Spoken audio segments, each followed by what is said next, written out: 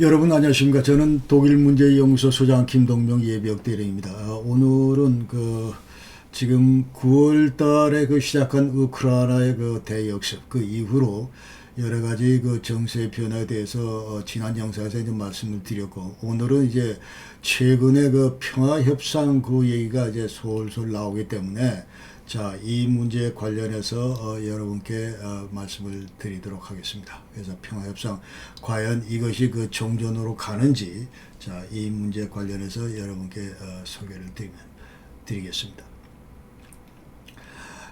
오늘로서 이 우크라이나 침공이 이제 291일 차를 맞습니다. 291일 차를 맞고, 최근에 젤렌스키 대통령이 이제 얘기를 하면서 쭉 지난 9개월 이상, 자, 러시아는 개전 후 지금까지 우크라이나에 대해서 4,700발의 미사일 포격을 감행을 했고, 그 다음에 수백 개의 우크라이나 도시가 전부 파괴되고, 그 다음에 수천 명의 인명 사상자가 생겼다. 그리고 수십만의 수십만의 우크라이나인들이 전부 러시아로 강제로 이송이 된 상태고, 그리고 지금 이 순간까지 완전 수백만 명의 우크라이나 시민들이 해외에서 떠돌고 있다. 자, 이 얘기를 이제 하면서 우크라이나 지금 현재는 이제 시도 때도 없이 계속 미사일 공격을 주로 인프라 시설에 대해서 지금 러시아가 공격을 감행하고 있기 때문에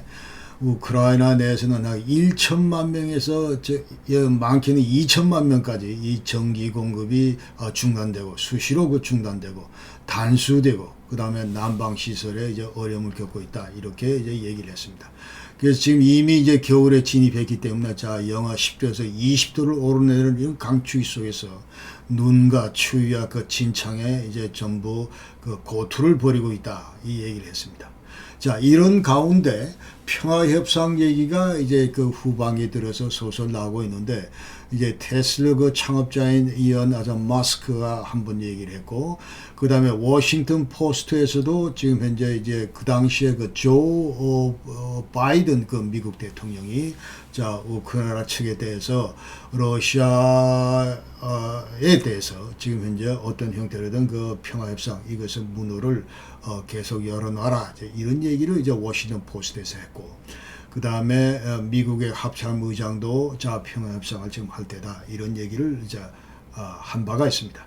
그래서 앞으로 전쟁이 어떻게 지금 지속될 건지, 그 다음에 또 어떻게 이것이 종전으로 이어질지, 자, 어떤 결과를 맞으면서 이것이 진행될지, 이런 것들이 대단히 지금 중요한 그런 질문들인데, 앞으로 이런 문제들을 가지고 이제 여러분과 함께 고민하면서, 자, 이 영상을 지금 준비를 했습니다. 일환으로 지금 준비를 했습니다.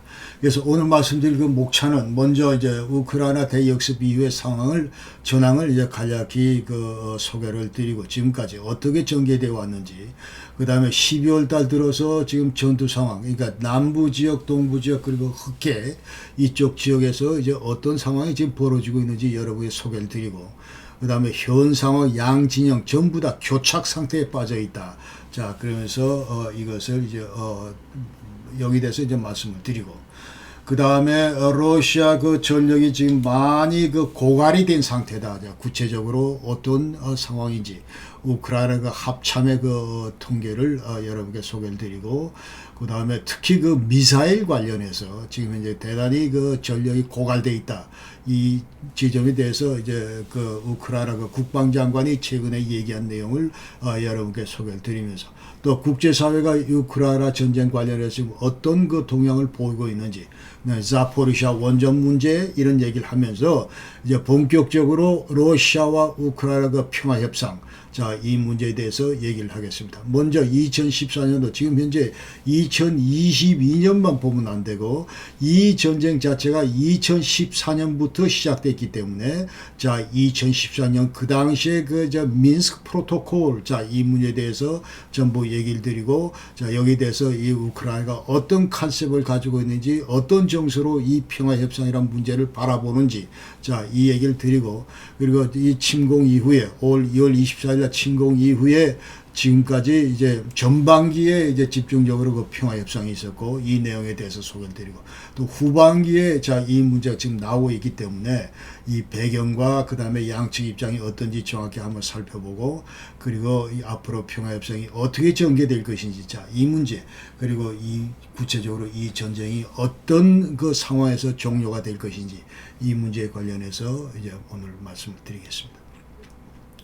자, 우크라이나 대역습 이거는 지난 이제 9월 달에 있었다고 얘기를 했는데, 먼저 남부로 출발해서 이제 동부로 확대가 됐다. 그러니까 여태까지 일방적으로 두드러 맞고 있던 이 우크라이나가 이제 지금까지 그 당시 그 9월 달까지 이제 또 지원된 그 서방의 그 무기 체계 이런 것들을 이제 바탕으로 해서 대규모 그 역습을 감행했다. 그러니까 먼저 남부 치고 그 다음에 이제 동부 전선으로 이제 확대를 시켰다. 그래서 1차 남부 그 헤르손 공격하면서 이제 드네프로강 도하 지역에 이제 타격을 주고 그리고 러시아 그 병참선을 전부 차단을 시켰습니다. 그러면서 곧바로 이제 동북부 영토를 공격하면서 이제 하르키우주 이쪽을 완전히 되찾았다.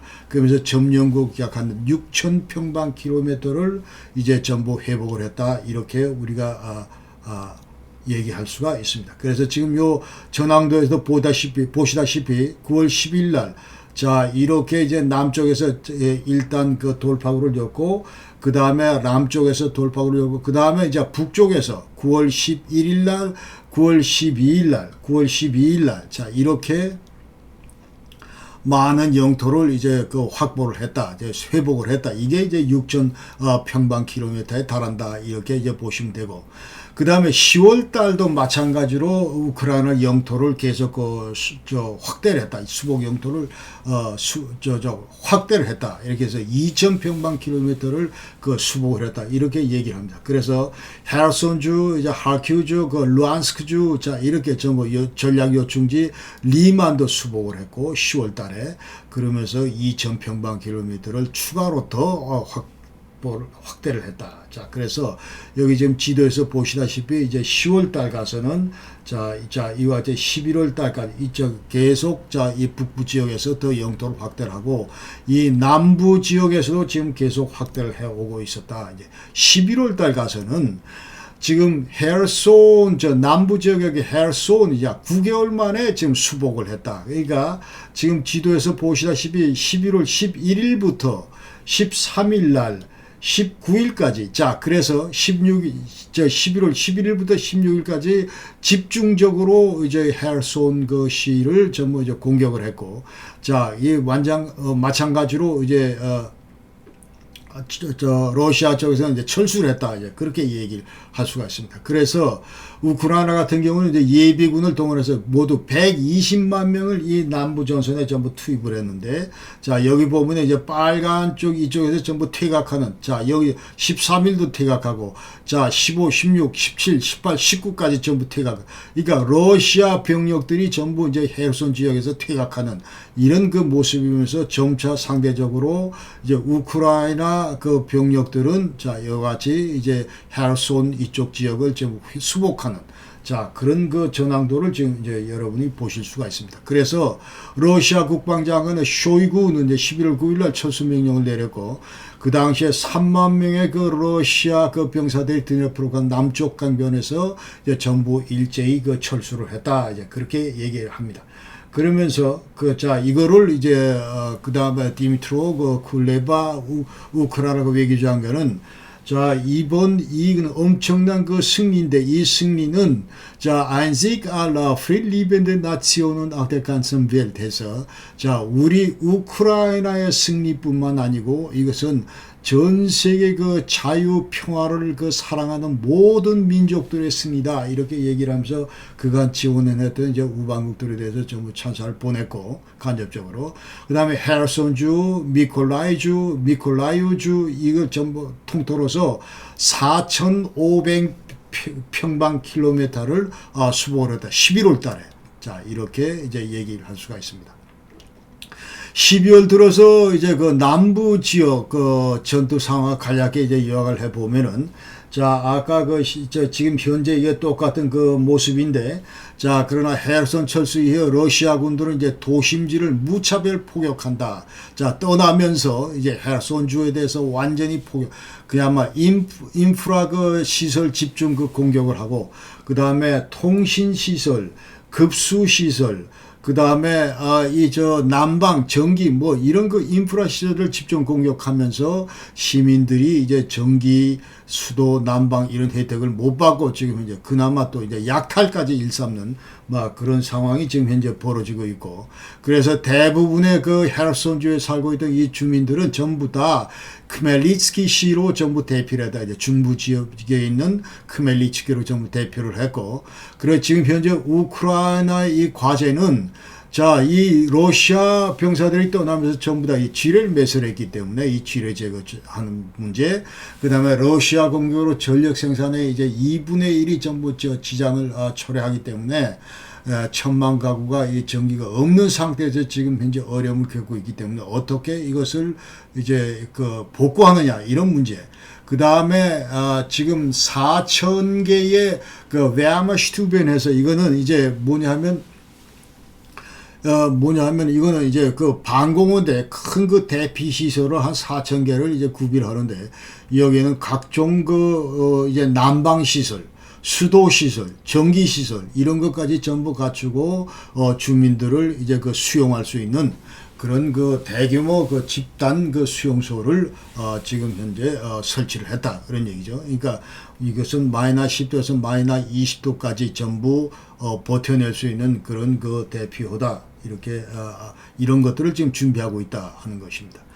그 다음에 이 남부 지역에서 또 헤르손 철수 이후에 크림반도가 지금 현재 러시아에서 이 크림반도가 대단히 지금 이제 이 방어가 불안정해졌다 이렇게 얘기를 할 수가 있습니다. 그러면서 지금 현재 요 빨간 선이 지금 한 2,000km가 넘는 지금 방어선인데, 자, 지금 현재 러시아 병사들이 지금 구축하고 있는 방어선이 이런 식이다 이 말이죠. 그러니까 요 앞에 있는 그 요즘 전부 이제 우크라이나 병사들이 지금 진격해 왔고, 자, 여기에다가 앞으로 이제 장사정 포를 전부 배비를 하면은 이 크림반도도 결코 그 무사하지가 않다 이 말입니다. 자, 그래서 이것이 지금 약 한 120km 정도 된다. 이 방어선으로부터 크림반도 입구까지가 한 120km 정도 되기 때문에, 이게 만약 여기다 집중적으로 하이마스나 이런 거를 예컨대 사정권에 좀 배비를 했을 경우에 이게 예사롭지가 않다. 이 그 크림반도조차도. 그래서 이 러시아 입장에서는 지금 현재 이 일대에다가 지금 방어진지를 지금 그 강력하게 지금 구축하고 있다. 이렇게 우리가 얘기할 수가 있습니다. 다음은 동부 지역인데, 자, 러시아 같은 경우 이제 도네츠크주 공격 이거를 지금 강화하고 있다. 이렇게 해서 특히 그 바흐무, 지금 이제 까만 표시하는 바흐무 이것이 지금 격전지인데, 여기에 대해서 러시아는 병력을 집중하고 있다. 이렇게 얘기를 할 수 있습니다. 그러니까 지도에서 보시다시피 맨 위에가 지금 4개 주를 이게 전부 합병을 했다고 그러는데, 맨 위에가 여기가 이제 루안스크 주고, 그 다음에 요 밑에가 이제 도네츠크 주인데 이 루안스크 주는 전부 다 지금 이제 100% 거의 100% 지금 러시아가 장악을 했고, 그러나 이 도네츠크는 지금 한 50%에서 60%밖에 안 된다 장악하게.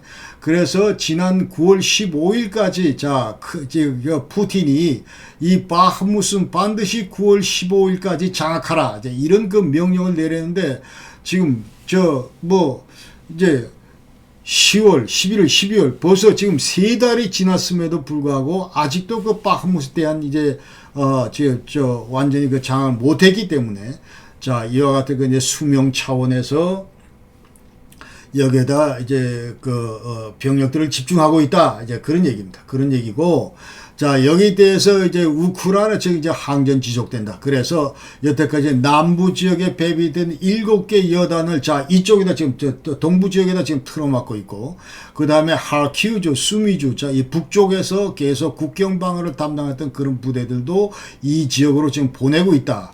그 외에도 이제 내셔널 가드 일개 여단도 완전히 박 무대에 지금 투입하고 있다. 그러면서 리시찬스크 여기에다 부대배비라면서 지금 일대 이제 그 러시아와 우크라이나 그 격전이 바로 이 동부 지역에서 지금 현재 벌어지고 있다. 이렇게 얘기할 수가 있습니다. 그 다음에 흑해 지역은 지금 많이 그 러시아의 그 흑해 함대가 많이 약화됐다 이렇게 그 얘기를 하고 있고 일반적으로. 그러나 우크라이나 그 군 드론이 노보로시스크에서 지금 요 지도에서 보시는 자 이 크림반도 밑에 크림반도 밑에 자 이 일대가 노보로시스크인데 자 여기 이제 러시아 그 잠수함 기지입니다. 자 여기에 드론으로 공격을 했다. 그래서 유리 저장고를 포격을 했다. 그래서 이제 그러면서 이제 흑해 함대 전력이 크게 손상을 받았다. 이것이 영국 국방성 이제 보고고. 그래서 지금 현재 이 노보로시스크 이건 대단히 이제 군수 그 기지다. 지금 현재 지난번에 그 10월 8일 날 우크라이나 그 크림 그 대교가 지금 포격을 당했기 때문에 자 이것이 이제 내륙에서 그 크림반도로 이어지는 그런 보고물자 수속 이런 것들이 좀 어렵기 때문에 그 역할을 지금 대행하고 있는 것이 대행하고 있는 것이 노보로시스크다. 이제 그렇게 얘기를 할 수가 여기 있는 노보로시스크다 그렇게 얘기를 할 수가 있습니다. 자 이렇게 얘기할 수가 있습니다. 그 다음에, 자, 지금 현재 이제 러시아 12월 달 들어서 이제 그 양국 상황을 보면은, 자, 러시아 같은 경우는, 이 푸틴 같은 경우는 여러 가지로 지금 이제 군수 그 지원이나 후속 지원이나 이런 것들이 제대로 안 되고 있기 때문에, 자, 러시아군이 대단히 지금 어려움을 겪고 있고, 그 외에도 지금 무기체나 이런 것들을 많은 그 전력들이 고갈된 상태이기 때문에 어려움을 겪고 있고, 자, 그러면서 이러한 것들 군사적인 열세를 만회하기 위해서, 자, 10월 이후로 우크라이나 전 도시에 대해서 지금 미사일로 주로 그 인프라 시설이나 민간 가옥 가릴 것 없이 지금 파괴를 일삼고 있다.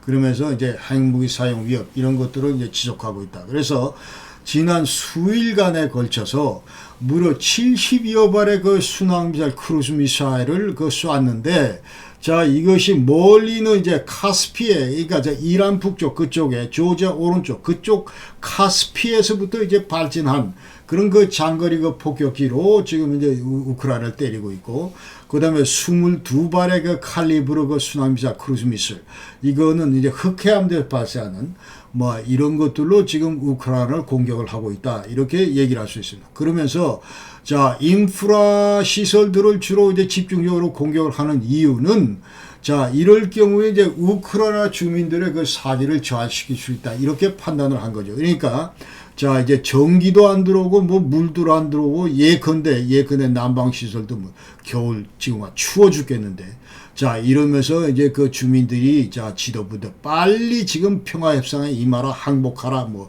이런 그 시그널을 줄 수도 있고 자 그렇기 때문에 인프라를 공격하는 이런 것들이 지금 현재 완전히 신종 러시아의 그 군사 교류가 돼버렸다 이런 얘기를 지금 하고 있습니다. 그러면서 푸틴의 지금 현재 이제 앞으로의 목표는 4개 지금 9월 말부로 그 통합한 4개 주 이것만 지금 이제 우리가 지킨다.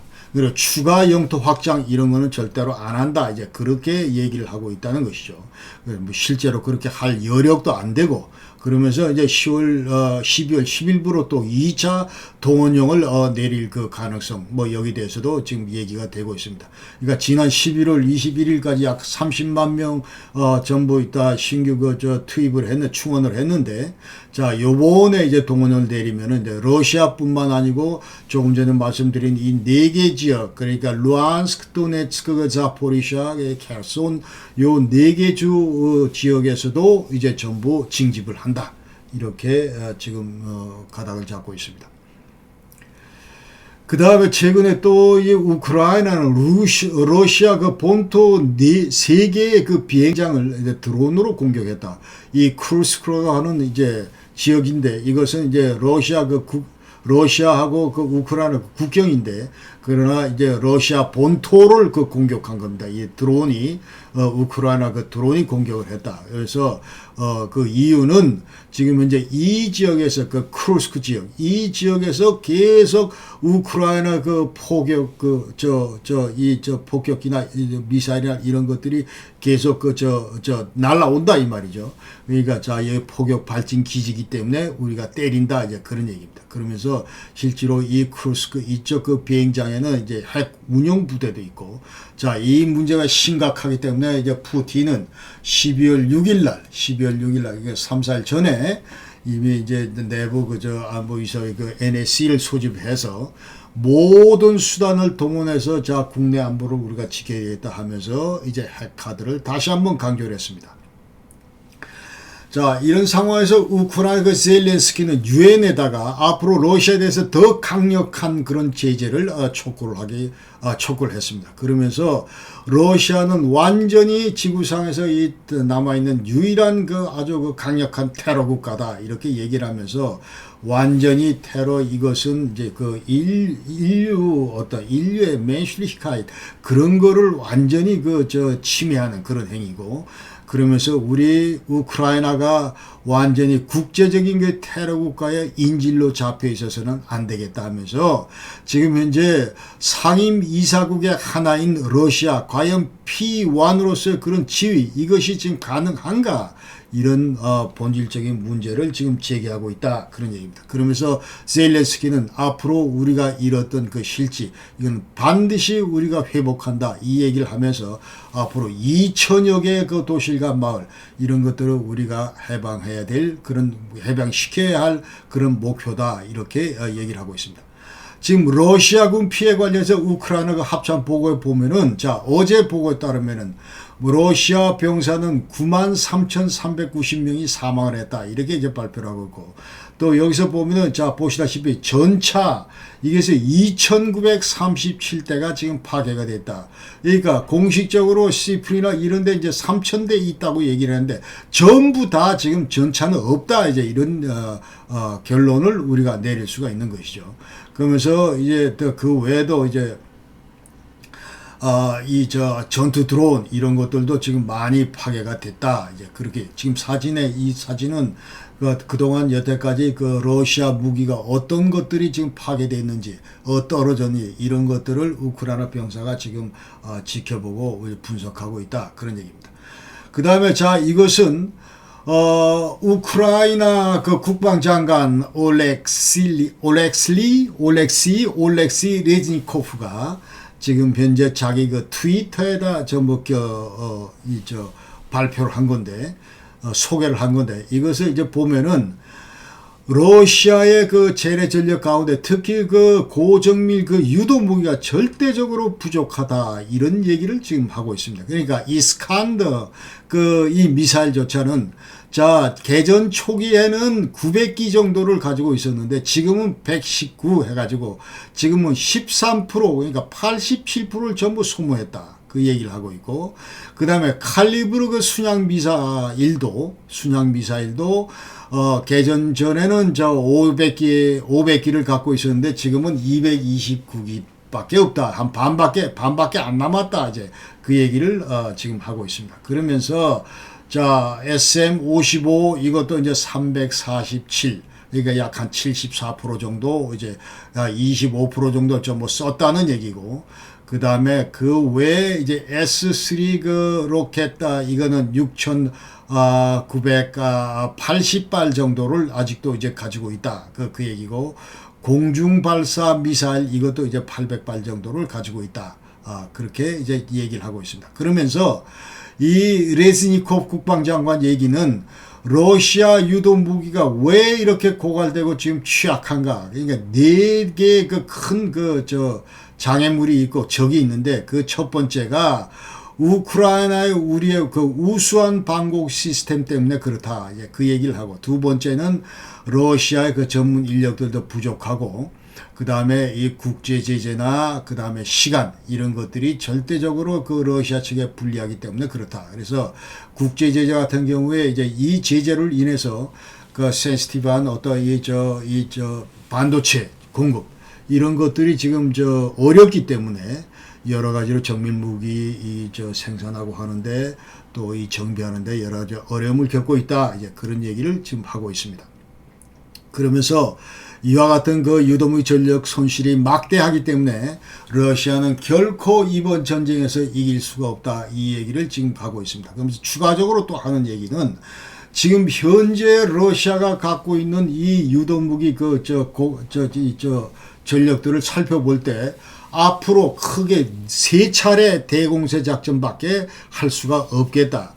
그렇게 지금 얘기를 하고 있습니다. 그러면서 이와 같은 그 유도무기 그 부족분을 해결하기 위해서는 러시아가 지금 어떤 형태까지 보이고 있냐 하면은 자, 핵무기 저장소에 지금 현재 유도무기들이 배비되어 있고 이 유도무기 가운데 지금 이제 핵탄두 이거는 전부 제거를 한 후에 이 유도무기들을 좀 사용하고 있다. 이제 그 얘기를 하고 있고 그 다음에 최근에 우크라이나를 공격했던 러시아 유도무기를 살펴봤더니 자, 이거 방공무기 체계에 사용되는 그런 그 미사일을 사용했다. 그 얘기는 자, 우크라이나 지금 현재 항공기가 접근했을 경우 이거를 격추시키기 위해서 공중 발사를 해야 되는 이런 그 무기조차 이거를 어떤 지상 타겟을 위해서 전부 쓰고 있다. 이제 그런 얘기입니다.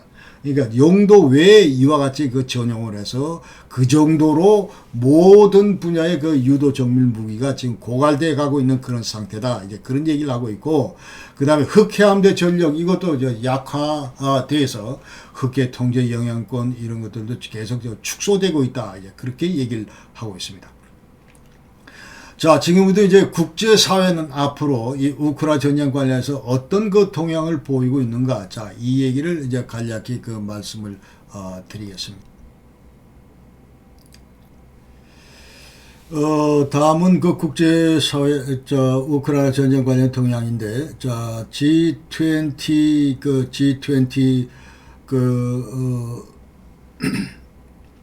미팅이 지난 11월 중순에 그 인도네시아 발리에서 있었습니다. 그래서 이 자리에서 그 우크라이나 전쟁을 이거 완전히 국제법을 파괴한 그런 행위다 하고 전부 비난을 했고, 그 다음에 유엔 총회에서는 러시아가 앞으로 전쟁 배상을 해야 된다. 자, 전쟁 배상 요구 이 관련해서 결의안이 있었고, 자, 이것이 그 통과됐다 하는 것입니다. 그래서 러시아는 앞으로 그 국제법 유엔헌장 이 위반을 했기 때문에 여기에 대해서 좀 해명하라 이런 요구를 했고, 그 다음에 국제법 위반 행위 결과에 대해서 물적 피해, 인적 피해 이런 것들을 전부 보상할 책임이 있다 이렇게 얘기를 했습니다. 그러니까 유엔 총회 이 결의안 자체는 사실은 그 안보리 결의하고 달리 이제 구속력이 없는 그런 거긴 하지만, 그러나 국제적으로 이 전쟁 배상 책임 이 메커니즘 이거를 이제 공식화했다는 데서 대단히 의미가 있다. 그러니까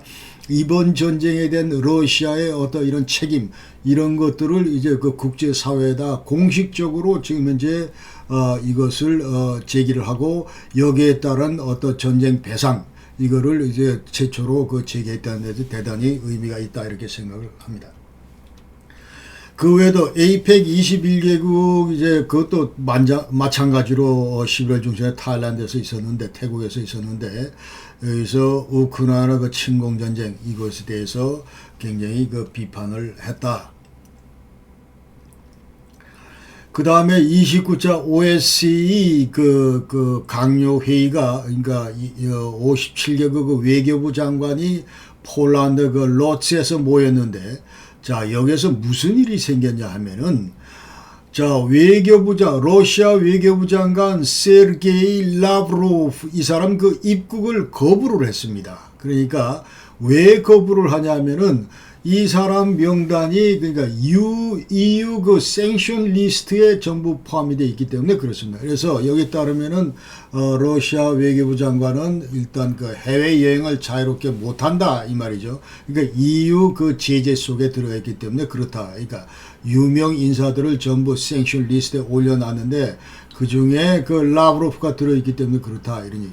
그러니까 이 문제는 지금 OSCE에서 러시아가 배척을 당했다 하는 얘기는 이거는 대단히 그 본질적인 그런 그 문제점을 이제 저 러시아한테 주는 거다 이런 그 얘기죠. 그러니까 옛날에 사실은 그 동서냉전 당시에 이제 러시아 주축으로 그 CSE가 만들어졌고 Conference for Security and Cooperation in Europe에서 유럽 안보 그 협력 이사회가 만들어졌는데 이것이 이제 90년대 OSCE로 바뀌었고 자 그런데 이거 러시아가 만든 이 단체에서 이 국제기구에서 지금 이제 러시아 외교부 장관이 배척을 당했다 이 얘기는 엄청난 그 아주 그 위신상의 그 저 데미지를 준다 이 말이죠 러시아 입장에서 그러니까 러시아 반응은 자 이것은 뭐 전례 없는 아주 그 우리에 대한 그 도발이다 이런 얘기를 하면서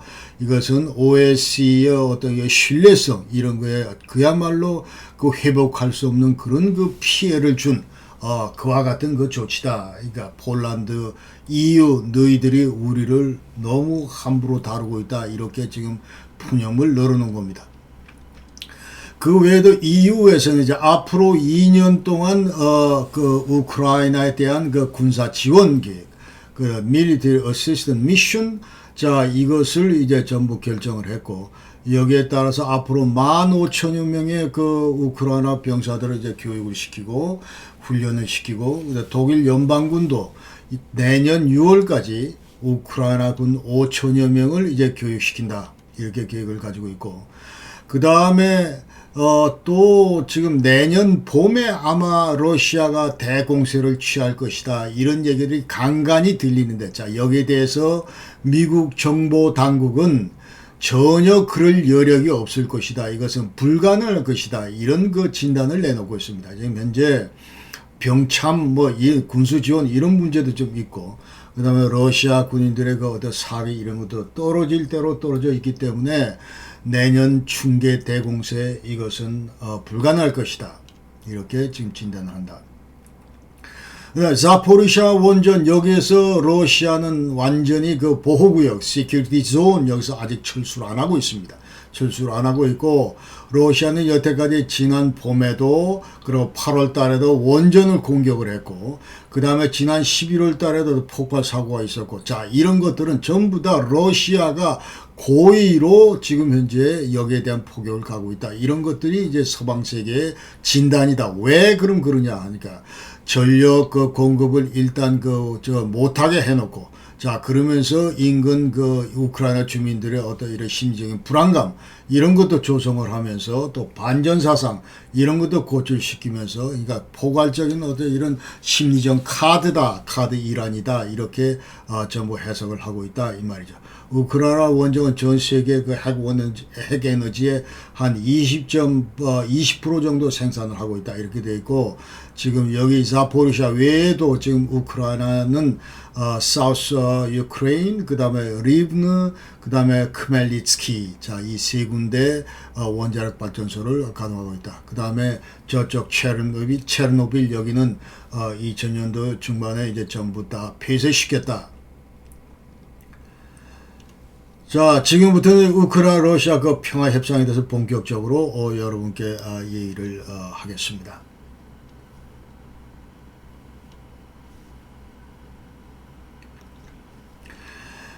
자, 아까 얘기대로 이제 우크라이나 그 러시아 그 평화협상 이거는 자, 올해만 국한되는 것이 아니고 2014년부터 거슬러 올라가야 되는 우크라이나 러시아 전쟁이 그때부터 시작했다. 이렇게 우리가 봐야 되고, 그 당시에 3월 17일에 크림 반도를 합병을 했고, 그러면서 이것은 그 당시에 이제 그 정전 협정을 하자, 뭐 협상을 하자, 여기에 대해서 러시아가 거부를 했기 때문에 이 일체 협상이 이루어지지 않았습니다만은, 그러나 이 돈바스 내전 관련해서는 자, 이것이 이후에 이제 미인스크 협상으로 발전을 했다. 그 얘기입니다. 그러니까 돈바스 내전을 간략히 우리가 다시 한번 리뷰를 해보면 2014년 4월 7일 날 이제 그 돈바스 지역에 있던 그 친러시아 반군들이 그러니까 도네츠크와 루안스크 내에 이제 우크라이나 치안기관을 점령을 하면서 4월 7일 날은 이제 도네츠크가 그다음 4월 27일은 루안스크가 자, 우리가 이 공화국을 전부 선포를 했습니다. 선포를 하고, 여기 대해서 이제 5월 11일 날 돈바스 지역에서 이제 불법적인 그 어떤 국민투표를 실시하면서 우리는 자치 그 공화국이다. 이런 것들을 이제 공표를 했는데, 자, 그러면서 여기에 대해서 이제 이것을 인정을 못한다 하면서 우크라이나 정부군이 여기 투입이 됐고, 그러나 러시아는 이에 있는 이 반군들에 대해서 이제 그 군사적인 장비나 이런 것들로 이제 지원을 하게 되고, 자, 이러면서 대규모 이제 내전이 계속까지 비화되어 왔다. 그러니까 2월 24일 날 공식적인 침공 이전까지 이와 같은 내전은 지속이 됐다. 그런 얘기입니다. 그러면서 무려 14,000여 명이 지금 사망을 하고, 그 다음에 80만 명의 그 우크라이나 주민들이 전부 러시아로 망명하고, 자, 이런 사태가 이제 벌어졌다는 것이죠. 자, 이 문제를 해결하기 위해서 국제사회가, 그 다음에 일부 그 국가들이 자, 개입을 해서 자, 중재를 하면서 그 당시에 그 평화협상이 재개가 됐었고, 그리고 평화협정이 체결됐는데, 그것이 바로 민스크 협정 1, 민스크 협정 2다. 그 말입니다. 그래서 2014년 9월 5일 날 1차 민스크 프로토콜, 자, 이것이 이제 만들어졌는데, 여기 따르면은 앞으로 우크라이나하고 너희 그 반군끼리 이제 어떤 이런 정전을 위한 협정을 체결하고, 그 다음에 쌍방간에게 휴전하면서, 그 다음에 이것을 이제 앞으로 이제 OSC, 조금 전에 말씀드린 그 OSC, Organization Security Cooperation in Europe, 이 OSC가 이제 지속적으로 그 감독을 하고, 자, 이와 같은 내용들이 포함된 그 프로토콜, 민스크 프로토콜이 있었는데, 자, 이것을 그 체결할 때 이제 반군 대표, 그 다음에 우크라이나 그 정부군 대표, 그리고 OSCE 대표, 그리고 러시아 대표가 전부 해서 자, 이렇게 했는데, 이것이 이제 전부 이행되지 않았다. 이제 그런 얘기. 그래서 2차 민스크 협정이라는 걸 이제 체결했는데, 그것이 이제 그 다음에 2015년 2월 12일 날 이제 체결이 됐는데, 이것도 마찬가지로 이행되지 않았다. 이제 그 얘기입니다. 그러니까 이 협정 그 체결을 위해서 독일의 앙겔라 메르켈, 그다음 프랑스의 그 올랑, 그 우크라이나 페트로 포로셴코, 그다음 러시아 이제 푸틴, 자, 이와 같은 그 사람들이 전부 모여서 했는데, 자, 이 협정에서는 13개 항의 그 합의가 있었다. 그러니까 정전하고, 그 다음에 중화기는 전부 이 지역에서 철수시키고 비무장 지대화를 만들고, 그 다음 외국군들은 전부 빠져라. 그리고 돈바스 공화국의 특수성 고려한 이 헌법을 개정을 하고, 이제 우크라이나 내에서 헌법을 개정을 하고, 자, 이와 같은 내용이 전부 들어 있었는데, 이것들이 하나도 그 이행이 안 됐다. 이런 얘기입니다. 그러면서, 자, 푸틴 같은 경우는 이제 돈바스 공화국 이 두 개의 루안스크와 도네츠크 이 공화국을 완전히 자, 이 독립을 인정을 해버렸습니다. 인정을 하면서 근본적으로 이제 민스크 협정을 그 파기시켰고, 자, 그러면서 이 푸틴은 그간 2014년도에 그 어떤 이런 우크라이나 내에서 벌어졌던 그와 같은 그 어떤 국내 정세의 변화, 예컨대 야누코비치가 축출되고, 그 다음에 이와 같은 거였지만 이제 완전히 분노하면서 그 당시에 그 민스크 협정 이거를 전부 이제 파기를 시켜버린 거죠. 자, 그 다음에 여태까지는 뭐 90년 이래로 유럽 안보 질서 이걸 인정을 했다. 그러면서 우리가 자, 이 나토 진영의 서방 진영의 이 전략적인 파트너다. 이런 것들을 전부 인정을 했는데, 그러나 2014년 이후부터, 우크라이나 사태 이후부터 완전히 이제 그 딴 생각을 품게 된다 이 말이죠. 그러면서 유럽 질서는 우리 러시아의 입맛에 맞지 않기 때문에 새로운 판을 깔아야 되겠다 하면서 이제 서방 지배적인 그와 같은 그 러시아 지배적인 그런 어떤 그 유럽의 그 안보 질서 이런 것들을 전혀 인정하지 않았습니다. 푸틴은. 그러면 자, 이와 같은 그 평화 협정 프로토콜, 민스크 프로토콜 이런 것들을 이제 우크라이나 그 지도부들은 상기를 하면서 그 당시에 자, 이와 같은 그 프로토콜 통해서 머릿속에 어떤 식으로 각인이 되어 있냐면, 자, 우크라이나 지도부는 자, 이 돈바스 이거는 사실은 우크라이나 영토 우리 그 일부다. 그러나 자치권을 주면서 선거 후에 다시 우리 우크라이나 그 통제하에 들어오기로 돼 있는데 이런 것들이 전혀 지금 이행이 안 되는 걸 직접 목격을 했다 이 말이죠. 그 다음에 2019년도에 러시아 그 푸틴이 돈바스 주민들을 완전히 그 러시아화한다.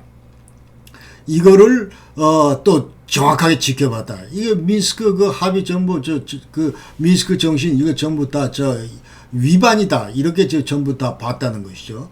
그 다음에 바로 침공 올해 2월 24일 침공 직전 2월 21일 날 러시아는 돈바스 이게 공화국을 이제 완전히 국가화했다. 이건 이제 독립국가다. 이런 걸 전부 인정을 했다. 이런 것들을 볼 때, 자, 우크라이나 지도부는 국제사회가 아무리 이거 무슨 다 이 보장을 한다 치더라도 security assurance가 어떻고 security guarantee가 어떻고 이와 같은 국제사회가 보장하는 이런 협정 이런 것들은 전부 못 믿겠다 의미가 없다 이런 지금 생각을 하면서 평화협정이나 이런 데 대한 그 아주 불신 이런 것들을 강하게 가지고 있다 그 말입니다. 그러니까 부다페스트 메모랜덤 94년도에 그 당시 하면서 모든 그 핵무기를 러시아에다 전부 이관을 했고 그러면서 지금 이꼴을 당하고 있고 그 다음에 민스크 협정 이거는 지난번에 다 깨지는 거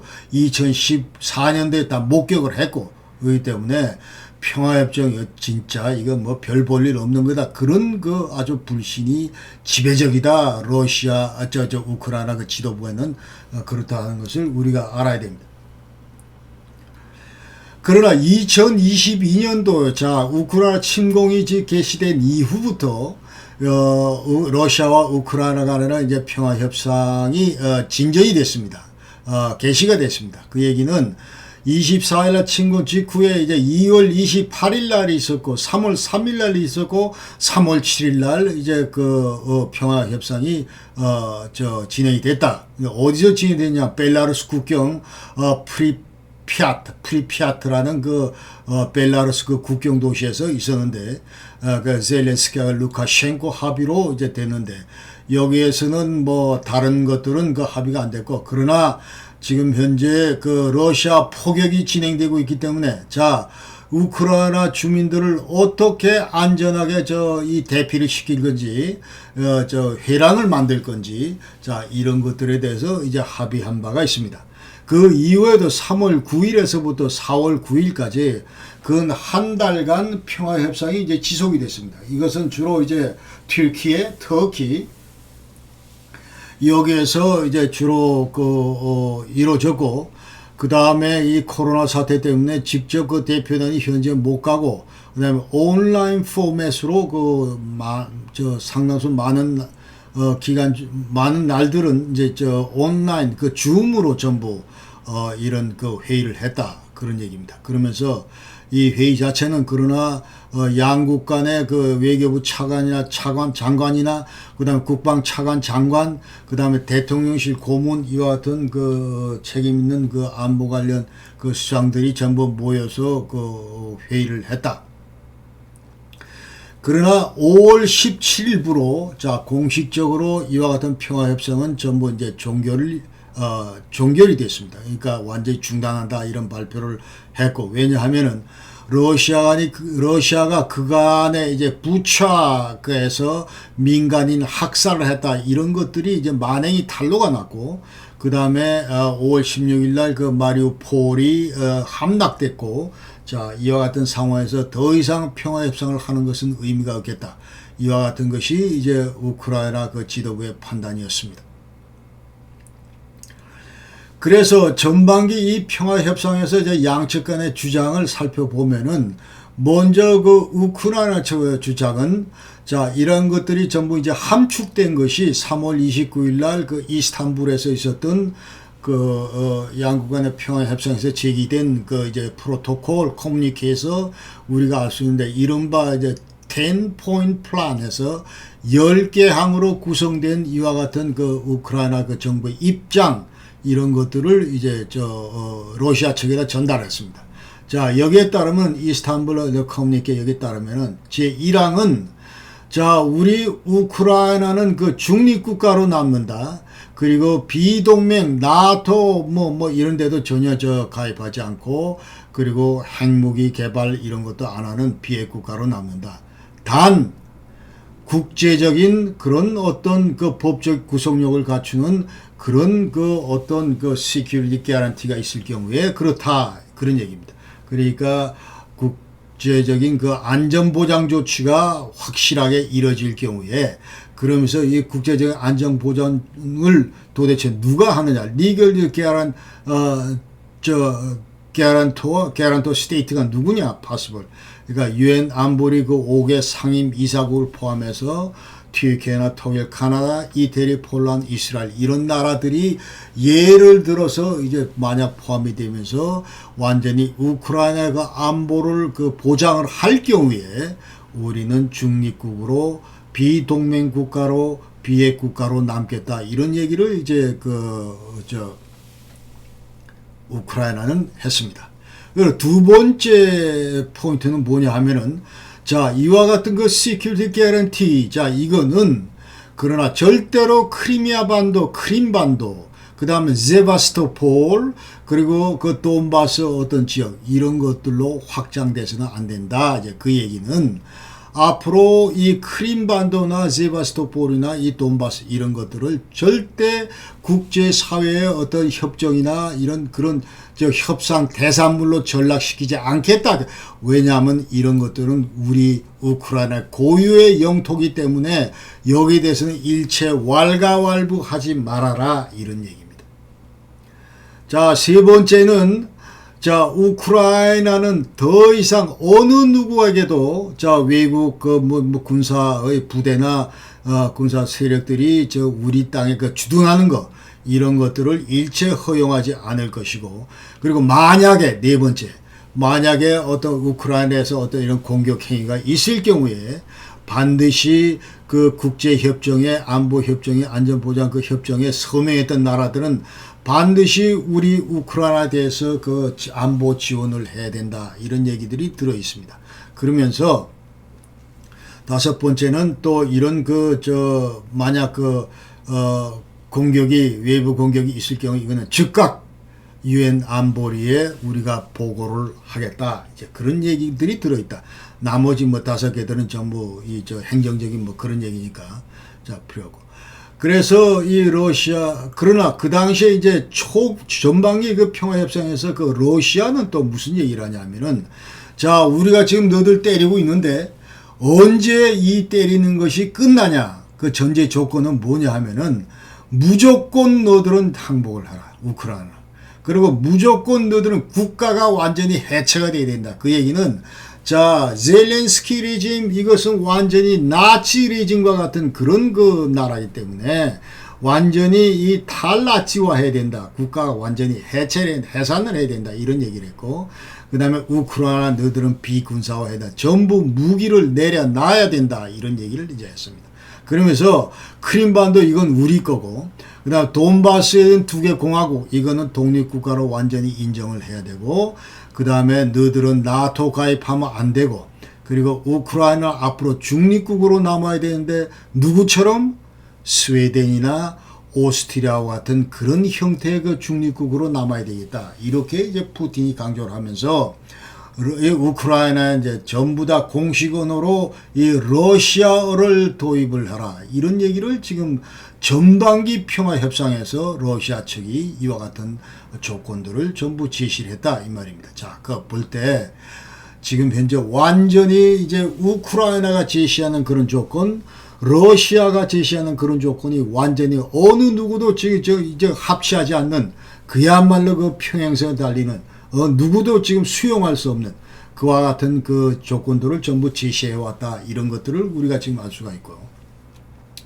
자, 그러면서 이제 여태까지 평화협상 얘기가 없었고 계속 이제 군사적인 작전만 있었고 전투 행위만 있었는데 갑자기 이제 올해 후반기 들어서 평화협상 이런 것들이 지금 솔솔 피어난다 이 말이죠. 그 배경을 살펴보면은 지금 전쟁이 이제 9개월이 넘어서 너무 지금 피곤하다. 엄청나게 많은 사상자도 생기고 엄청나게 지금 많은 지금 사진에서 보시던 같이 이와 같은 그 피해 파괴가 지금 자행되고 있고 그 다음에 국제 경제도 여러모로 지금 이제 타격을 받고 에너지 분야나 생필품 아니면 이 식량 뭐 이런 분야에서도 지금 타격을 받고 있고 그러면서 각국의 그 전쟁 피로 증후군 이런 것들도 점차 고조되고 있고 그러면서 또 밑도 끝도 없이 전망도 없는 그런 그 예측 불가능한 이와 같은 그 지리한 그 소모전이 지속되고 있고 그러면서 또 이제 이미 겨울이 닥쳤고 자 이와 같은 상황에서 계속 이 전쟁을 해야 되냐 이 말이죠. 자 그러면서 이와 같은 그 분위기하에서 이제 평화협상 얘기가 나왔는데 주로 그 미국과 서방을 중심으로 자 이 평화협상 재필요서 이렇게 거론되고 있다. 그러면서 조 바이든 정부가 미국 정부가 우크라이나 정부한테 러시아와 종전협상 참여 거부 여태까지 자 러시아는 죽었다 깨도 이제 종전협상 안 한다. 이와 같은 공식적인 우크라이나 정부 입장 이거는 재고하라 포기하라 이렇게 압력을 가하고 있다.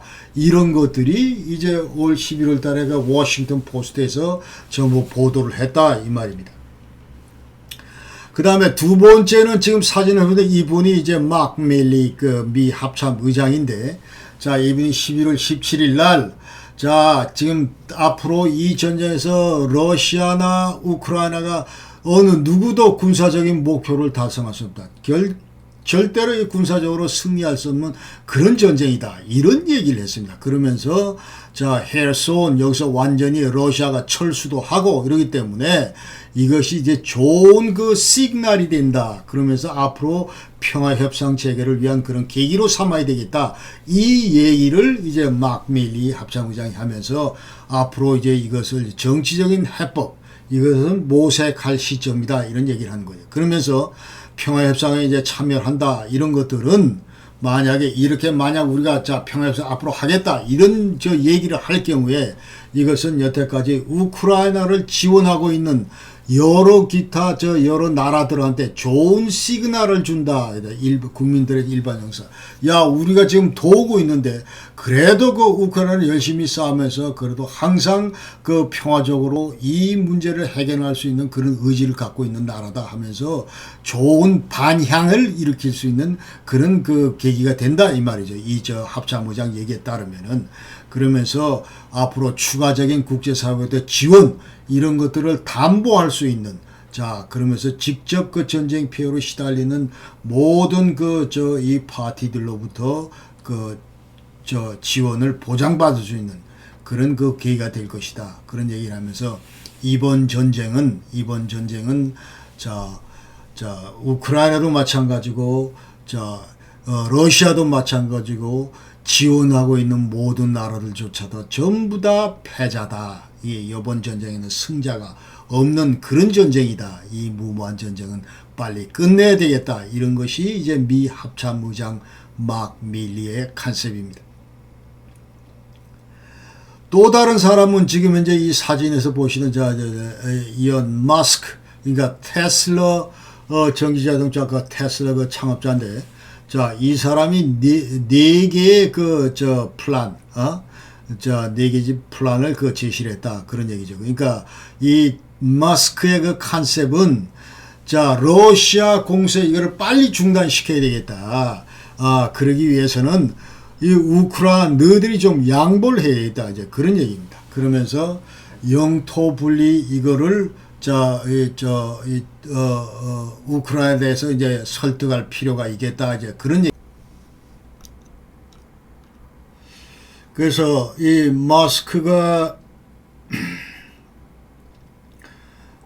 얘기하고 있는 건 첫 번째는 러시아 지금 이번 9월 30일부로 이제 4개 주를 전부 병합을 했는데 그러면서 나름대로 그 주민 투표를 통해서 다 결정을 했다고 했는데 자 이것을 그러지 말고 4개 주를 그 유엔 감독하에 국가기소 그 주민 투표를 실시하자 그 얘기입니다. 그래서 자 이게 무슨 뭐 주민 투표가 이게 완전히 조작 투표고 불법 투표고 부정선거였고 뭐 이런 얘기들이 하고 있기 때문에 그래서 유엔이 공식적으로 감독하면서 자 이걸 다시 하자 그 얘기는 이 얘기에 대해서는 이제 러시아도 반대하고 우크라이나도 반대한다 그 얘기죠.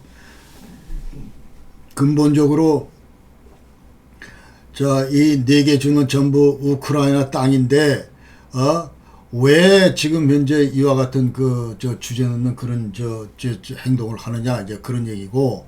그 다음에 러시아 입장에서는 야 우리가 합법적인 절차를 통해서 전부 투표를 진행했는데 무슨 또 유엔 감독가 있다고 소리를 하느냐 해가지고 여기에 대해서 전부 이제 양 진영 전부 다 반대라는 그런 얘기다.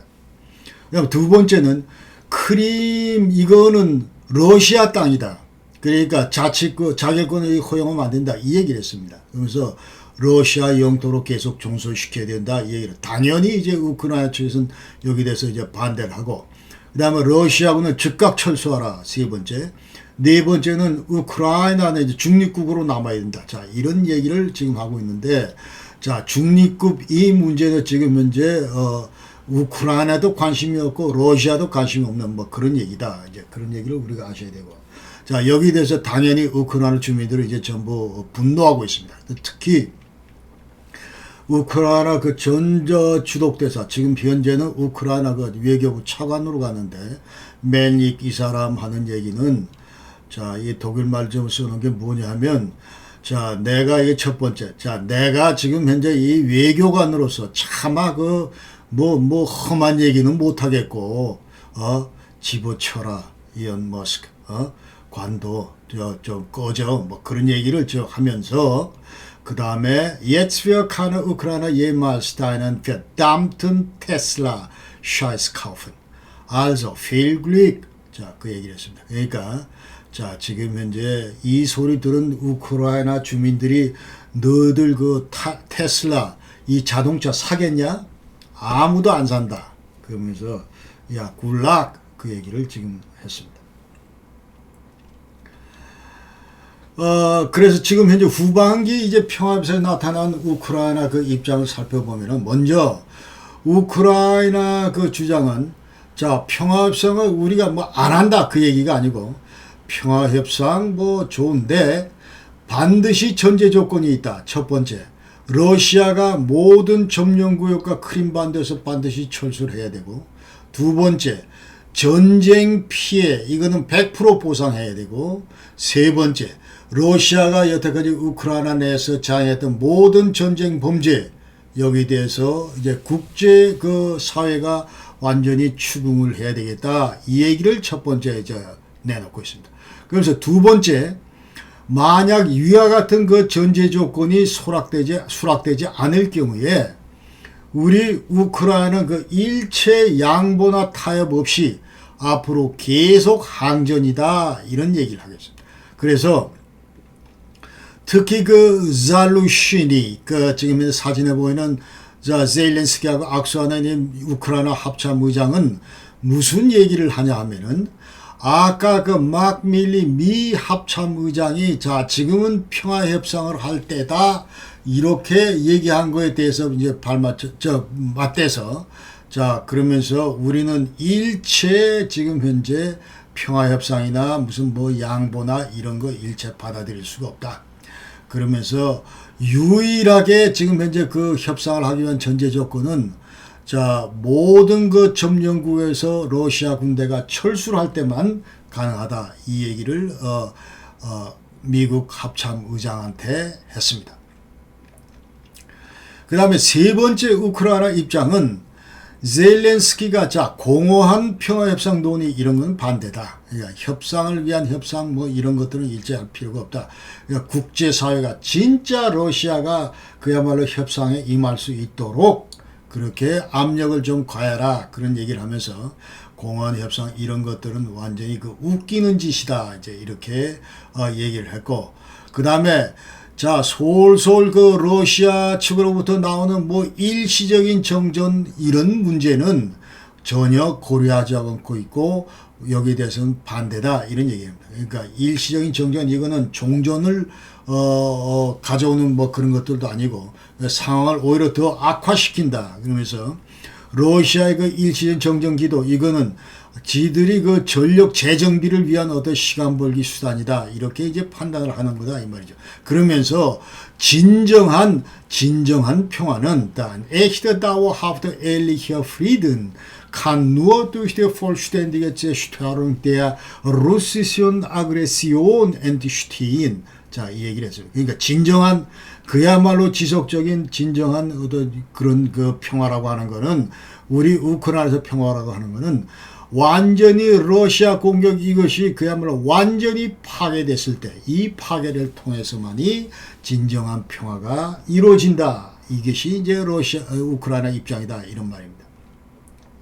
따라서 현당의 협상 이거는 이제 완전히 항복을 의미하는 거라 이제 의미가 없고 그 다음에 푸틴과 평화 협상하는 것 이것도 의미가 없다. 그렇게 돼 있어요. 그러니까 푸틴 지금 보니까 권력 기반이 서서히 허물어지고 있는데 자, 이것은 이제 포돌약 그 젤렌스키 대통령 그 보좌관인데 자, 이 양반이 그 독일의 그 빌트하고 인터뷰하면서 나온 얘기인데 자, 더 이상 뭐 이제 권력 기반이 서서히 무너지고 있는데 예하고는 할 필요가 없고 그 다음에 푸틴 후속 체제 등장 시에는 뭐 고려할 수 있다. 이런 얘기를 했고 그 다음에 우크라이나는 크림 합병 이거는 절대로 인정 못하고 돈바스 공화국 이것도 절대로 인정 못한다. 이런 입장이고 그 다음에 EU 가입하고 나토 가입 이거는 계속 추진한다. 이 말입니다. 이제 예전에 무슨 뭐 쭈삣쭈삣 하면서 자 중립국으로 남겠다 이런 얘기는 완전히 거둬들였고 자 우린 앞으로 이 서방 쪽으로 길을 계속 간다. 이게 지금 현재 우크라이나의 입장이다. 여기 반해서 그 러시아의 입장은 푸틴은 우크라이나 평화협상 임할 준비가 돼 있다. 이렇게 얘기를 하면서 우크라이나 정부가 자 미국 사주로 대화를 반대하고 있다. 이 얘기를 지금 하고 있습니다. 자 이거를 이제 간략히 들어보면은 Der russische Präsident Wladimir Putin hat nach mehr als 8 Monaten Krieg gegen die Ukraine seine Bereitschaft zu Friedensverhandlungen bekräftigt. Allerdings habe sich die Regierung in der Ukraine unter dem Einfluss der USA gegen solche Gespräche entschieden. Das sagte Putin am Donnerstag bei einem Moskauer Diskussionsforum mit Internet. 자 여기까지 얘기를 하면은 이제 푸틴은 내가 지금 평화협상 그 응할 준비가 돼 있다 이 얘기를 했고 그러면서 자 우크라이나는 유감스럽게도 미국의 사주로 지금 대화에 반대하고 있다 이렇게 얘기를 하면서 이제 그 러시아에 있었던 그 안보 포럼에서 얘기를 했다 그 얘기고.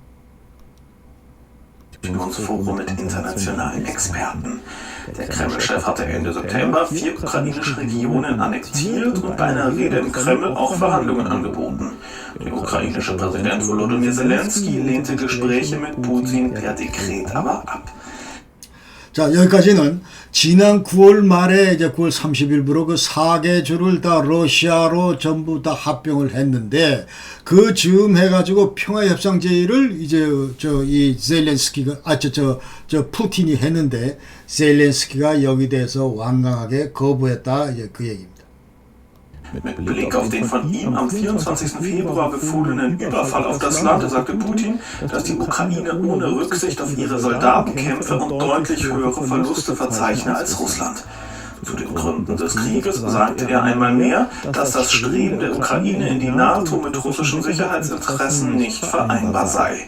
Putin machte deutlich, dass er seinen Krieg in dem Nachbarland auch als Kampf gegen einen aggressiven Westen sehe, der versuche, seine Regeln und liberalen Werte anderen aufzudrücken.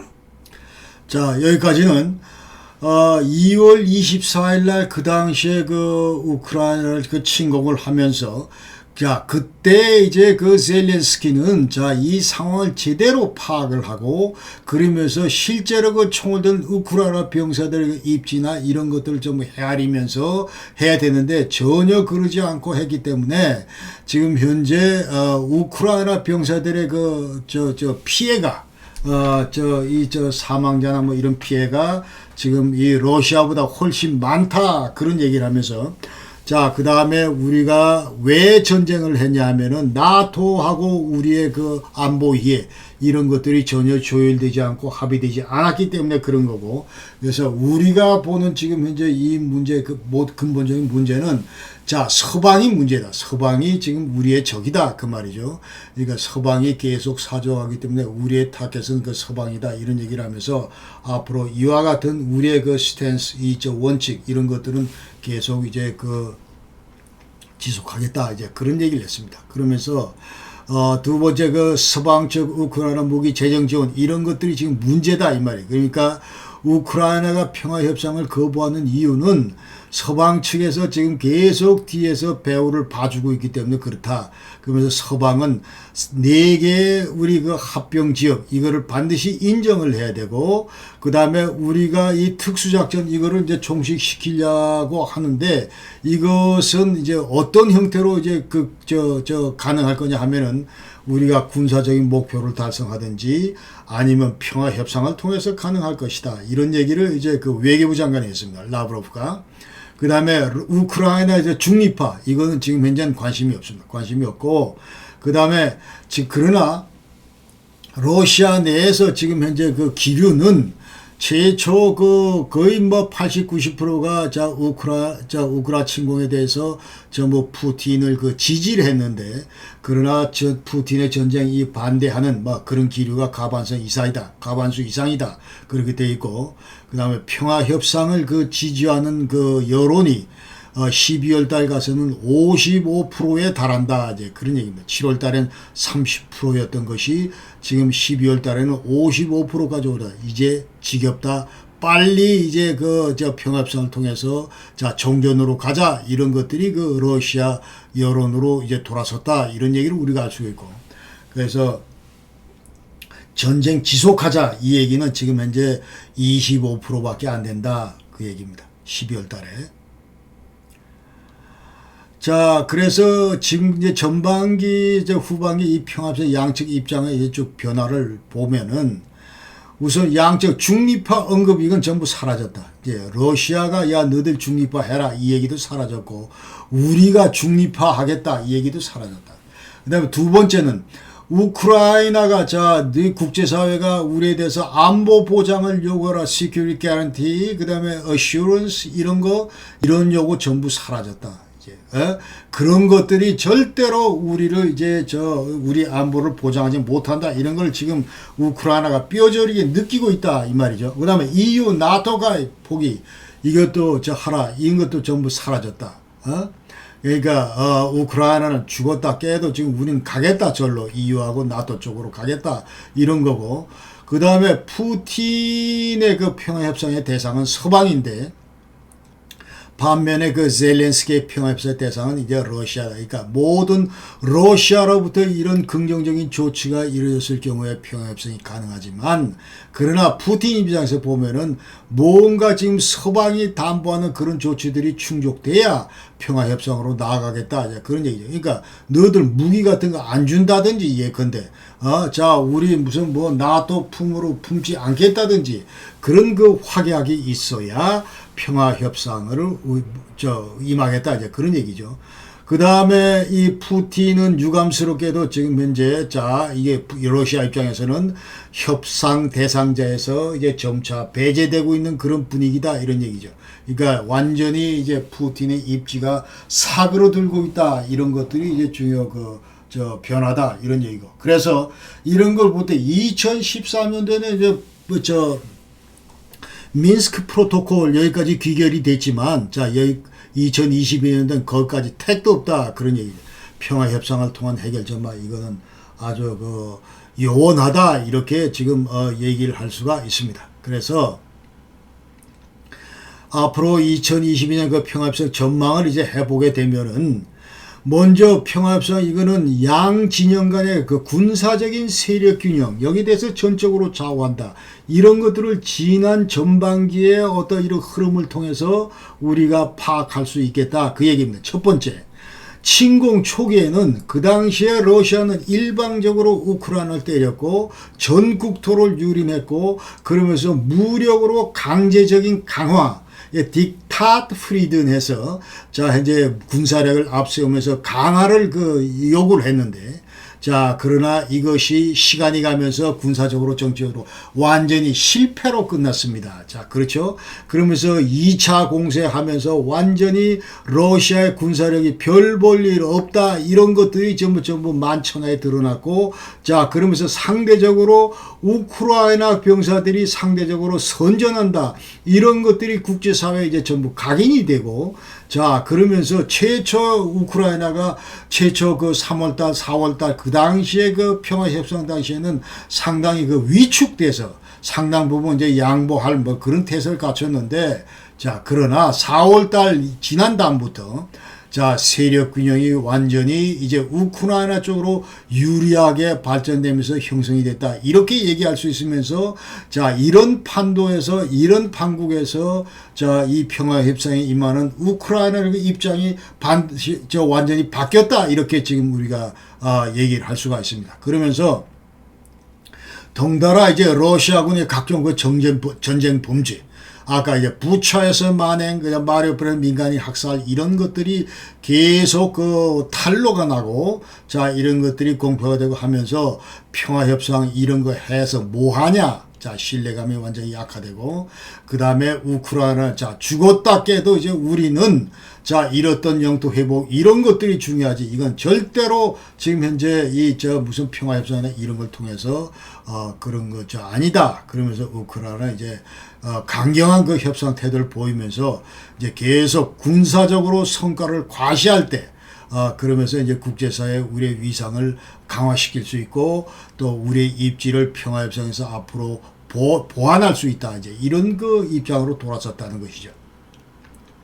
두 번째는, 자, 이와 같은 그 흐름 속에서 푸틴의 행동도, 자, 이 평화협상을 더 무슨 가능하게 하는 그런 유리하게 하는 그런 방향으로 행동하는 것이 아니고 완전히 그 반대 성향의 그런 그 행동을 계속 해왔다 이 말입니다. 그러니까 평화협상 개최가 점점 더 어려워지도록 점점 더 불가능하도록 그렇게 푸틴이 지금까지 계속 행동해왔다.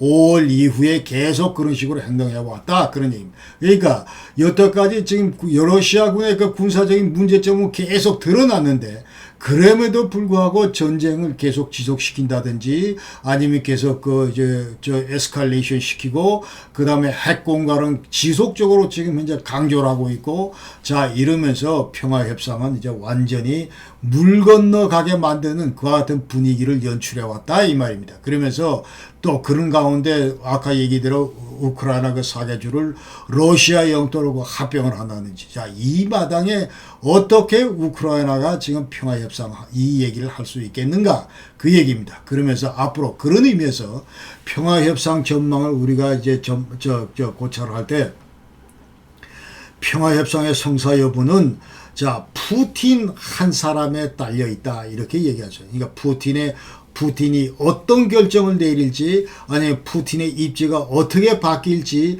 자 이런 것들과 직간접적으로 결부되어 있다 이렇게 우리가 얘기를 할 수 있다 그 말입니다. 그래서 자 이 서방세계는 미국조차도 푸틴이 그야말로 종전 의사가 있을 경우에 우리는 자 푸틴하고 대화한다 그렇게 돼 있고 또 나토 같은 경우도 러시아가 그야말로 종전을 희망할 경우에 종전을 위한 그 중재적인 역할 이런 것들을 할 준비가 있다. 이렇게 지금 얘기가 되고 있다 이 말이죠. 이런 의미에서 평화협상은 과연 그러면 언제 도래할 거냐 이 시기 자체는 자 푸틴이 자 군사적으로 이번 전쟁에서 도저히 이길 수 없다고 이제 판단할 때 그때 외교적인 어떤 해결 실마리가 풀릴 것이다. 이렇게 저는 생각. 그때 가서야 우크라이나 이제 독립국가로 그야말로 영토 통합의 그런 희망을 가질 수가 있을 것이다. 그래서 전적으로 푸틴의 그 일거수일투족에 달려 있다. 이렇게 우리가 얘기를 할 수가 있습니다.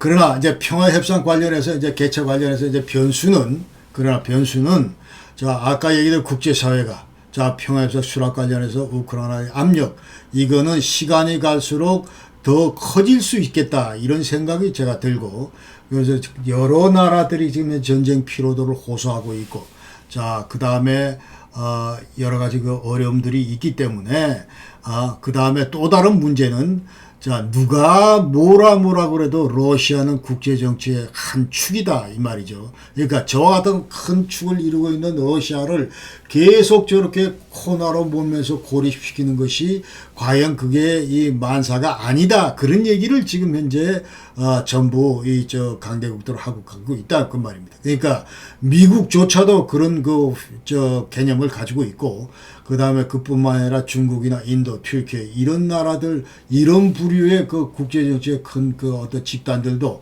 또 서방 일부 국가들도 자 이제 이 정도 하면서 그야말로 그 러시아가 그 저 테러, 러시아의 그 테러를 저 마련하는 것이 필요하다. 이런 얘기들도 지금 하고 있다는 것을 우리가 알아야 된다 이 말입니다. 그 외에도 이제 우크라이나는 지금 여태까지 이제 미국으로부터 일방적인 그 지원을 받고 있는데 미국의 그 입김 영향을 받을 소지가 이제 다분히 있다 그 얘기를 하겠습니다. 그래서 미국이 당장은 우크라이나 정책 비할 가능성, 변화 가능성, 정책 변화 가능성 이런 것들이 이제 없어 보이지만은, 그러나 평화협정 개척 관련해서 미국과 우크라이나 간의 이 긴밀한 협조 이런 것들은 대단히 그 필요하다 그렇게 생각이 되고, 그 다음에 하여튼 미국의 그 입장에 따라서, 미국의 그 변화되는 입장에 따라서 상당 부분 우크라이나도 변화될 것이다. 저는 그렇게 생각을 합니다. 자, 마지막으로 전쟁 전망인데, 전쟁 그럼 뭐 도대체 정전 사태는 언제 도래할 거냐? 자, 그 얘기는 러시아 같은 경우는 이제 군사적인 목표를 완전히 달성했을 경우에, 그러니까 지금 현재 4개 그 점령구역 이거를 완전히 이제 그 픽스 시켜가지고 그야말로 우크라이나부터 그 어떤 확답을 받아냈을 경우에, 자, 인정한다 이런 확답을 받아냈을 경우에 정전 사태가 도래하든지, 아니면은 자, 모든 군사작전 지금 현재 스페셜 오퍼레이션이라고 얘기를 하는데 이 작전이 완전히 실패다, 손 들었다 이랬을 경우에 이제 정전 사태가 도래한다 이 말이죠. 그래서 지금 현재 이런 관점에서 자 지금 현 상황을 들여다 보면은 양 진영은 전부 다 조만간 전쟁 승리는, 자 이쪽 저쪽 두 쪽 다 이제 전쟁 승리를 예측하기는 대단히 어렵겠다 이렇게 지금 생각을 한다 이 말이죠. 그러니까 지금 이제 두 나라 전부 다 군사력이 완전히 고갈된 상태고, 그러면서 그 교착 상태에서 지리한 그런 소모전을 지금 지속하고 있는데, 또 게다가 평화협상은 전혀 관심도 없고, 자 이런 상황에서 오로지 두 나라는 자 한쪽에서는 영토 수복이다, 또 다른 한쪽에서는 이제 완전히 마카파로 초토화 작전이다, 자 이런 것들을 고집하고 있는데, 자 그러면 냉철하게 우리가 우크라이나가 그럼 4개 병합주를 언제 탈환할 것이냐, 그 다음에 지금 현재 또 크림반도까지 재탈환할 수 있을 것이냐. 자 이런 그 여러 가지 그 문제점을 볼 때 대단히 지금 현재 현실적으로 여러 가지 어려움이 따르다 이런 걸 우리가 알 수가 있다 이 말이죠. 그 다음에 또 러시아는 크림반도 탈취 상황에서 자 예컨대 전술핵 사용 가능성 이거는 점점 더 커진다. 아까 얘기대로 지금 현재 드네프로강까지 전부 진격을 했는데 거기다가 하이마스를 배치하고 자 현재 120km밖에 안 떨어졌기 때문에 앞으로 전부 러시아 병력들이 자 사정권 안에 들어와 있고, 자 거기서 계속 더 진격을 해서 크림반도 앞에까지 왔을 경우에, 지금 크림반도 이거를 만약 러시아가 뺏길 경우에 이것은 그야말로 러시아의 그 사활적인 2014년부터 이것은 완전히 우리 영토고 우리 주권이 미치는 그런 지역이고, 만약 여기 침을 받았을 경우에 핵무기도 쓰겠다는 것이 러시아 입장인데, 이럴 경우를 상향했을 경우에 도대체 이게 어떻게 지금 상황이 전개될 것인가, 이런 것들을 우리가 지금 볼 때 골치가 아프다 이 말이죠. 자, 그래서 양국의 그 전투 의지 이런 것들을 보면은, 자, 우크라이나는 변함이 90% 이상이 자, 항전 계속한다. 그 다음에 러시아의 36%만이 전투 지속 뭐 이런 얘기를 한다고 얘기를 하고, 57%는 이제 평화협상이다 이런 얘기를 한다고 얘기를 하고, 그 다음에 미국의 대우크라이나 지원 이거는 지속될 전망이고, 그러면서 이런 맥락에서 우크라이나 영토 수복 의지 이거는 지속될 거고, 그 다음에 대러시아 항전 이것도 지속될 거다 이렇게 지금 예측을 이제 합니다. 예측을 하면서 그러나 현재 러시아인의 태도 아까 저 여론조사에도 왔지만은 러시아인의 많은 수가 이제 정전 빨리 끝났으면 좋겠다 그런 얘기고 그럼에도 불구하고 푸틴한테 지금 현재 우리가 겪고 있는 이 전쟁 피로 이런 것들을 책임을 전가하지 않는다. 이것이 또 일반적인 정서다. 그러니까 아직도 79%의 그 러시아 주민들이 푸틴을 지금 지지하고 있고 그 다음에 그러나 징집 시도에 대해서는 반대하고 있고 그러니까 뭔가 지금 현재 이제 이율배반적인 그런 태도를 취하고 있다 이 말이죠. 그 푸틴에 대해서. 그러니까 푸틴이 강조하고는 이 4개 점령 지역. 자, 이것을 어떤 러시아 영토화하는 이 문제. 이거는 역사적으로 대대적으로 볼 때 우리 러시아 영토가 맞고 자, 그렇기 때문에 전적으로 푸틴의 어떤 이런 정책에 대해서 전쟁 결심에 대해서 지금 지지한다. 이 태제는 불변이다. 그러나 전쟁을 해봤더니 뾰족한 수도 없고 계속 수많은 어떤 이런 희생만 따르고 그러기 때문에 빨리 끝내면 좋겠다. 이런 것들이 지금 현재 러시아의 일반적인 분위기다 이 말입니다. 자, 그래서 러시아 지금 현재 이런 것들 고려돼 전쟁 종식 언제 끝날 거냐? 이거는 제가 볼 때 전쟁은 끝나는데 언제 끝나냐 하면 푸틴 레짐 체인지가 이루어졌을 때 돌파구가 마련될 것이다. 푸틴이 사라지든지 완전히 이 체제가 무너질 때 전쟁 종식의 그런 어떤 돌파구가 열릴 것이다. 이 얘기를 드리겠습니다. 그래서 자, 이 말씀 드리고 그러나 이제 우크라이나 장군 지금 하리 로프 이 사람 얘기는 자, 영국 스카이 뉴스하고 최근에 인터뷰를 했는데 이 사람 얘기는 자, 22년 12월 올 연말이면 우리가 크림까지 수복을 한다.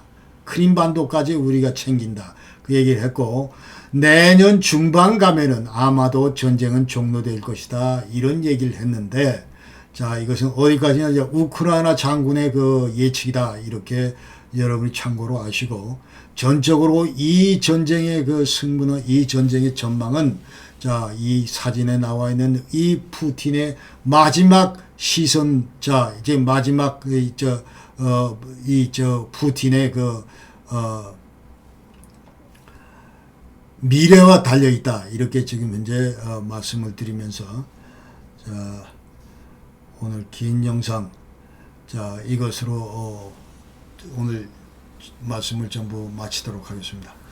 자, 이제 곧 이제 서서히 연말이 다가오고 아무쪼록 여러분 건강하시고 올 한 해 마무리 잘 하시기 바랍니다. 그리고 아마도 이제 내년 초나 돼서 다시 다른 영상으로 여러분께 인사드리겠습니다. 세월이 너무 빨리 가는 것 같습니다. 여러분 항상 건강하십시오. 감사합니다. 안녕히 계십시오. 고맙습니다.